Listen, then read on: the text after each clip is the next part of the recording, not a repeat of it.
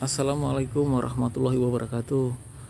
Jumpa lagi pecinta tabu lampot dengan kami Kebun Zuhdan.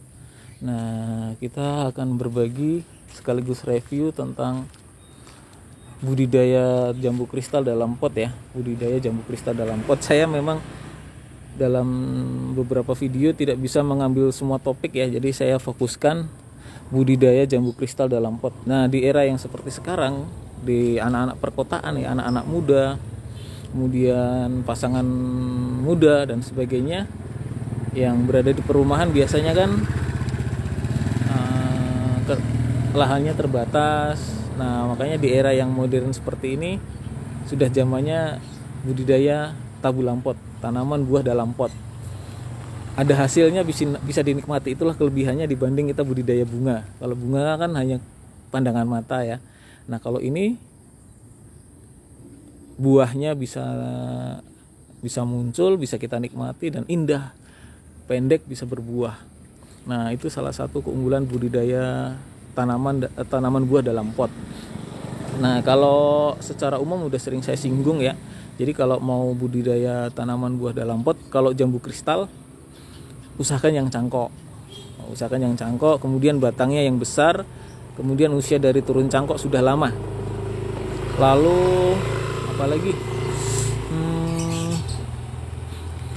Anda minimal cari pot yang 50 lah, 50. Kemudian untuk media itu fleksibel ya, campurannya apa gitu.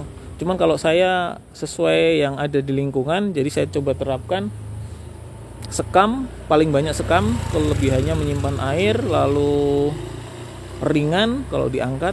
Kemudian saya tambahin sekam 50-60%, mungkin 60% lah. 30%-nya pupuk kandang, 10%-nya tanah, sedikit tanah. Bahkan tanahnya saya bilang mungkin 5-10% saja. Kenapa? Karena secara berat, kalau tanah itu kan cukup berat. Jadi keunggulannya kan sekam itu ringan, mampu menyimpan air. Nah, ini yang salah satu kelebihan yang perlu diperhatikan.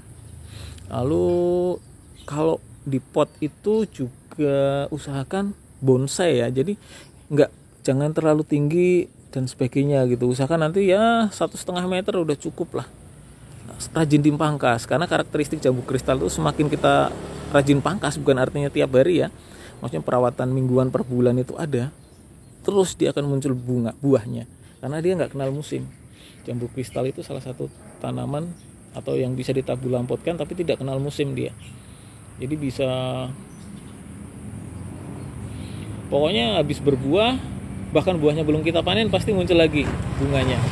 Nah, itu kelebihan jambu kristal. Jadi sangat saya rekomendasikan untuk Anda tabu lampotkan ya jambu kristal. Pilihannya ada macam-macam sih, ada yang kecil, ada yang sedang, ada yang besar. Sesuai harga. Kecil murah, sedang ya harganya sedang, besar ya harganya lebih mahal. Tapi dengan resiko juga tentunya yang batang besar lebih mahal pasti lebih bagus. Kira-kira seperti itu. Ya. Jadi untuk tabu lampot atau jambu kristal atau budidaya tanaman dalam pot ini sangat menjanjikan, sekaligus buat hiburan juga. Kemudian apalagi ya? Kemudian buat